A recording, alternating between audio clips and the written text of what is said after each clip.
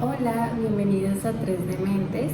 Hoy vamos a hablar de una fecha que ya se está aproximando, que es San Valentín, pero no desde el lado comercial de los chocolates y flores, sino desde la psicología del amor, que es lo que nos compete un poco más en este podcast, que es desde la psicología. El entender tal vez por qué nos enamoramos o qué pasa en nuestro cerebro cuando sentimos eso que llamamos amor. Entonces es tratar de entender cómo esta fecha, que es San Valentín, refuerza el amor o puede generar más bien ese otro contraste de la fecha, que es sentir presión y hasta quizás un poco de ansiedad. Entonces, si te interesa un poco la psicología y cómo se involucra en esas relaciones de pareja, quédate conmigo para que escuches un poco más acerca del tema. Entonces, para que podamos hablar de San Valentín, es importante que podamos entender un poco más del contexto que tiene esta fecha, en donde creemos que siempre ha estado asociada con chocolates y flores, con los regalos y los detalles, pero la verdad es que no siempre ha sido de esta manera. Desde mucho tiempo atrás, en la antigua Roma, el San Valentín que conocemos hoy en día era celebrado antes como un festival, que se llamaba Festival de Lupercalia, y que luego fue evolucionando hasta que se fue asociando con este amor romántico, que es lo que conocemos hoy en nuestro siglo XXI. Pero entonces, además de este pequeño contexto de historia, también tenemos que tener en cuenta que estamos hablando desde la realidad de Colombia, que de alguna manera hemos empezado a adaptar costumbres de Estados Unidos al celebrar esta fecha, cuando conocemos que en nuestro país celebramos el Día del Amor y la Amistad, por ejemplo, en septiembre. Entonces tenemos que tener en cuenta otros datos curiosos, pero de otras partes del mundo, como por ejemplo en Japón, que este San Valentín, o lo que se conoce, no es una festividad en donde los hombres son los que les dan esos regalos a las mujeres, como conocemos acá, sino que las mujeres son las que les regalan chocolates a los hombres.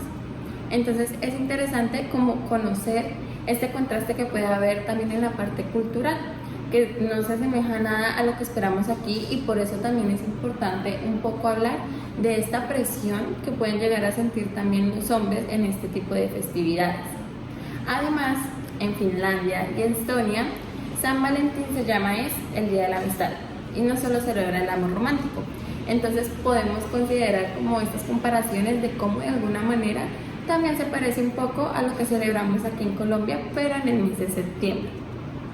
Entonces, ya habiendo escuchado un poquito de esta historia y estos datos curiosos, una pregunta para ustedes, querida audiencia, sería: ¿ustedes piensan que San Valentín es una celebración auténtica del amor o solo es una fecha comercial? Porque para partir de esta pregunta yo les puedo dar mi opinión, en donde siento que aunque sí puede ser una fecha donde diferentes cantidades de parejas celebren el amor, últimamente, debido al marketing, debido a los negocios y a la industrialización, sí se ve o percibe de una manera un poco más comercial, en donde se genera una temporada alta en diferentes negocios. Entonces creo que esto podría influenciar también la percepción que se genera acerca de una fecha que debería ser celebrada simplemente del amor. Pero entonces, ya en el campo que me compete al hablar de psicología, ¿qué pasa en nuestro cerebro cuando nos enamoramos?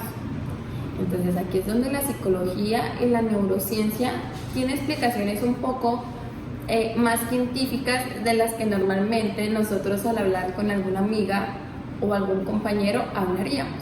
Por ejemplo, hablemos de las fases del amor según la ciencia. Esa frase tan popularmente dicha de todo entra por los ojos. Entonces estamos hablando y refiriéndonos un poco a la atracción. Entonces, ¿qué sucede en esta atracción inicial que podemos sentir hacia una persona? Nuestro cerebro empieza a liberar unos neurotransmisores, que son unas sustancias que en esta fase en específico es la dopamina y la norepinefrina. Entonces, estas sustancias que el cerebro libera es lo que ocasiona que nosotros nos sintamos eufóricos, obsesionados, y por eso es como que estamos tan al pendiente inicialmente de la otra persona y con una gran fuente de energía, como para poder estar siempre con una sonrisa. Pero ¿qué pasa? Cuando la atracción trasciende, se empiezan a generar otro tipo de vínculos con esta persona. Por ejemplo, llega el apego. En el apego, el cerebro empieza a liberar oxitocina y la vasopresina, que refuerzan la conexión y la intimidad como tal. Entonces ya empieza a ir más allá como de esta atracción física inicial que se pudo producir y empieza a convertirse en algo más. Pero aquí, en ninguna de estas fases, estamos hablando todavía de amor. Aquí ya empieza a evolucionar a ese punto en donde lo podemos entender como un amor maduro, que es una relación estable, que empieza a generar serotonina y es lo que produce esa sensación de seguridad. Entonces, ¿qué pasa en estas fases? Normalmente hay personas que de alguna manera se pueden ilusionar muy rápido en la primera fase, que sería la de la atracción, y empiezan a asemejar la atracción como si fuera el amor. Y es importante entender que esto no es lo mismo y que si realmente entendiéramos y comprendiéramos el proceso que se da, podríamos prevenir a veces esas decepciones amorosas que se producen después de que esta atracción disminuye. Además, que como un dato curioso, todas estas sustancias que les acabo de mencionar, como la norepinefrina, la dopamina y la oxitocina, ocasionan que el cerebro de alguna manera nuble nuestro juicio. ¿A qué me refiero con esto? Es como si tuvieras a la persona y sabes que esa persona puede tener defectos, pero tú en su momento no ves ninguno porque estás en esta nube, en esta nube de felicidad, de euforia, de obsesión de alguna manera, en donde todo lo ves bien. Y aquí es cuando empezamos entonces con la idealización. Entonces, esa decepción amorosa que se puede producir después ni siquiera es que esté sustentada de alguna manera, sino que fue ese nulo de nuestro juicio que la provocó.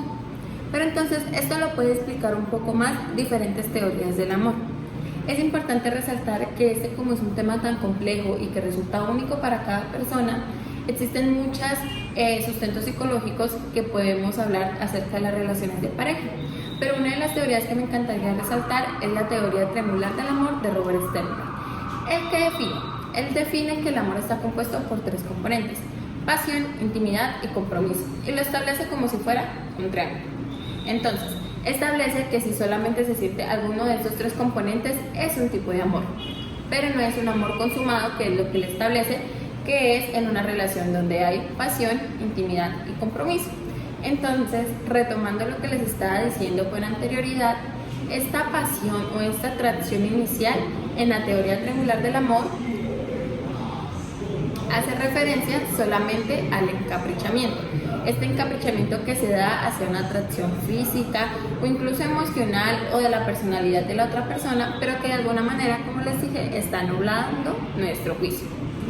Entonces, después de todo esto que les acabo de contar, podemos entender que el amor no es solo una emoción, sino una combinación de factores biológicos, emocionales y psicológicos.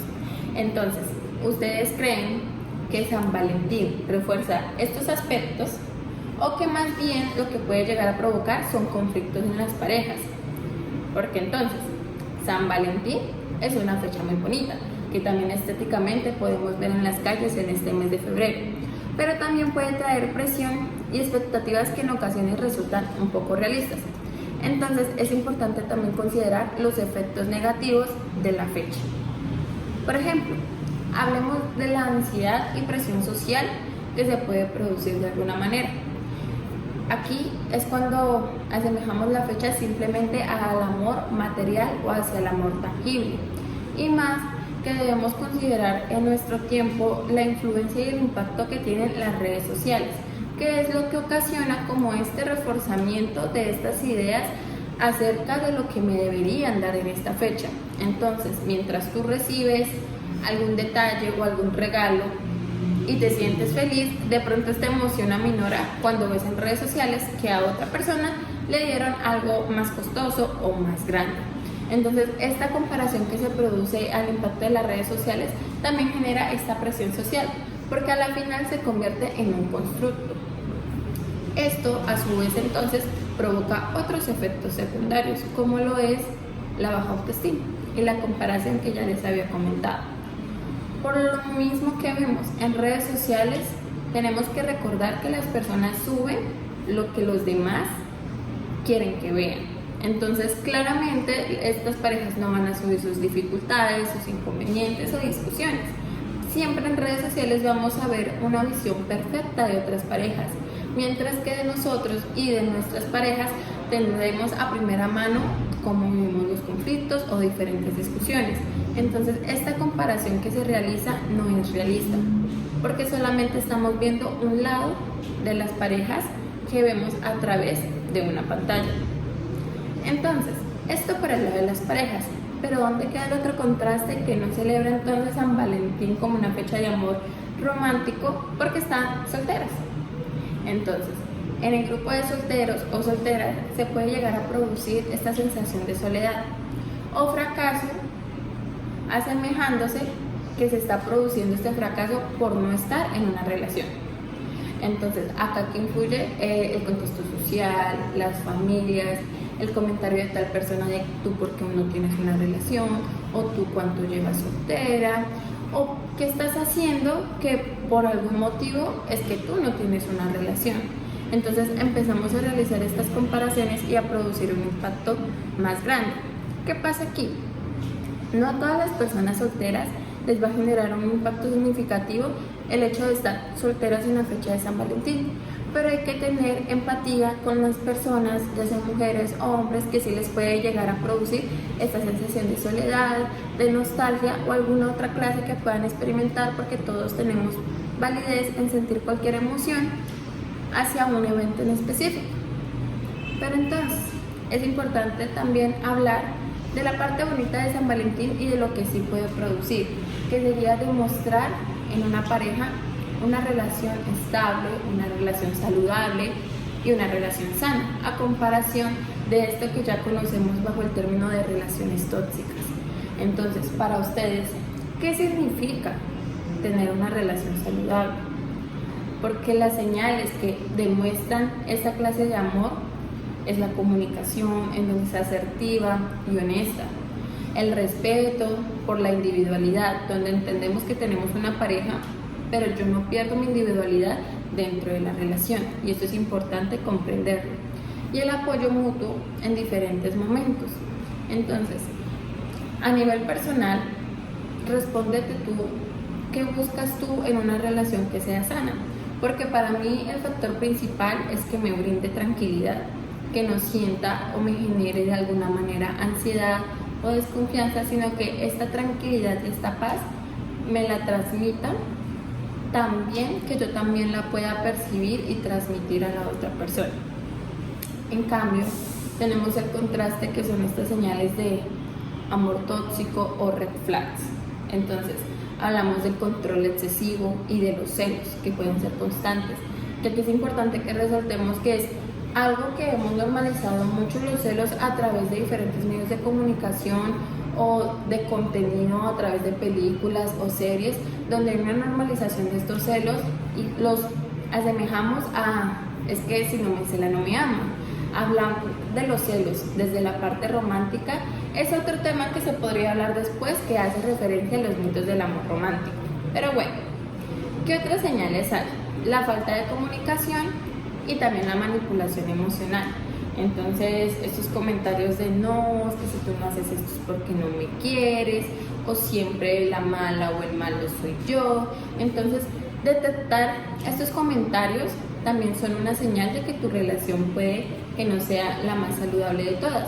Y es importante entender este contexto verbal y no verbal, porque siempre tendemos a asemejar que estas relaciones tóxicas solo hacen referencia a un abuso de tipo físico e ignoramos otras señales.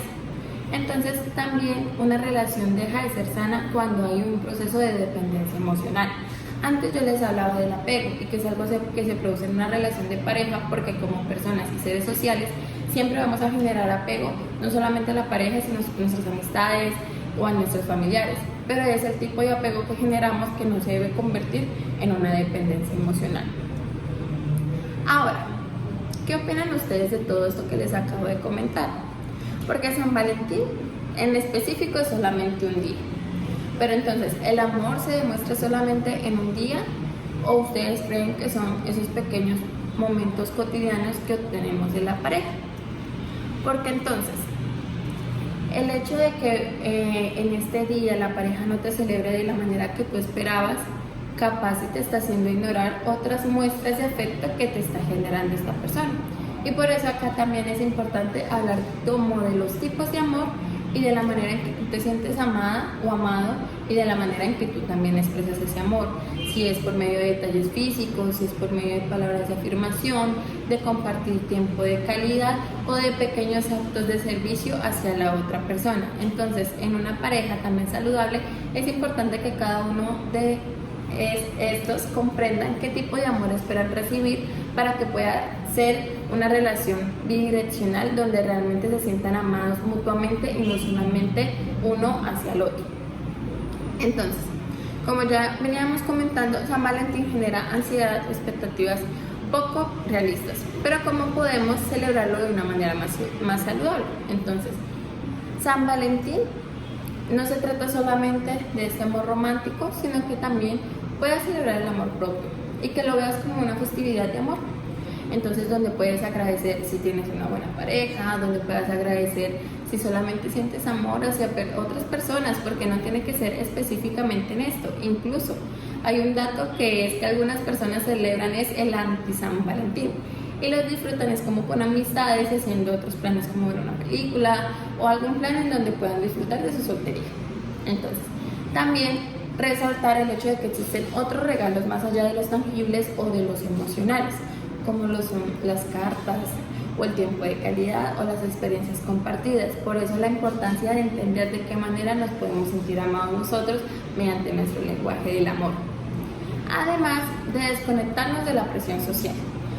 Sinceramente, si tú eres una persona que siente que se influencia o le genera un impacto emocional grande el hecho de estar revisando redes sociales y que tiendes a compararte, evita en estas fechas revisar estas redes sociales porque te vas a generar pensamientos que son poco realistas, porque como lo hemos hablado, te estás comparando con solamente una cara que la otra persona está eligiendo que tú veas y tú no estás viendo la realidad absoluta de esa pareja.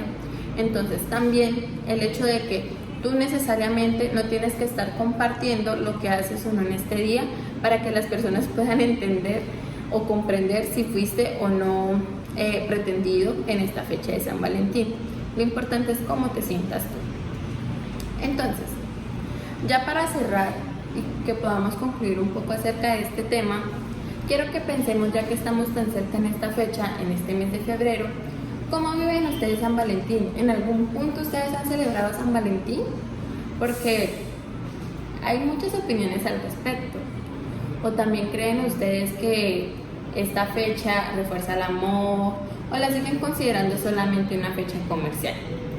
Recuerda que puedes compartir tu opinión a través de nuestras redes sociales, que en todas ellas nos encuentras como @psi.danielaperezv.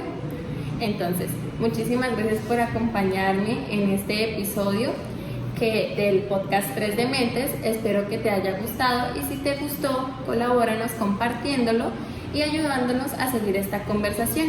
Nos escuchamos en un próximo episodio.